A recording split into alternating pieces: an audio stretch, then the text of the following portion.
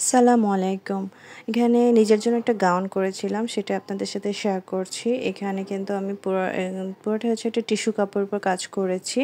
তো কাপড়টা কিন্তু খুব পাতলা। অনেকেই বলে যে টিস্যু কাপড় কিংবা পাতলা কাপড়ের উপর কাজ করলে নাকি ফেঁসে যায়।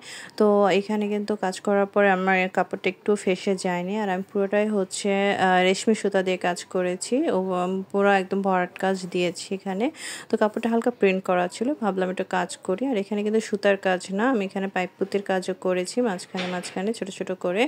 তো পুরোটাই পাইপ পুঁতির কাজ দিয়ে পুরো ওভারঅল কাজ করেছি। আর নিচের দিকে একটা লেস বসিয়েছি। আসলে এইসব পাতলা কাপড় কাজ করার জন্য অবশ্যই চিকন ছোট্ট সুই ব্যবহার করতে হয়। আর সুতা টানা ব্যালেন্স যদি ঠিক থাকে তাহলে যে কোনো কাজই অনেক সুন্দর করে করা যায়। আর এটার সাথে ম্যাচ করে আমি একটা হিজাবও করেছি। হিজাবটা কিন্তু জর্জেটের উপর ছিল। তো অনেকে বলে জর্জেটকে কাজ করলে নাকি কুঁচকে আসে। তো এখানে কিন্তু কোনোভাবে হিজাবে কোনো কুঁচকে আসেনি, খুব সুন্দরভাবে কাজটা বসেছে। তো কেমন হলো জানাবেন।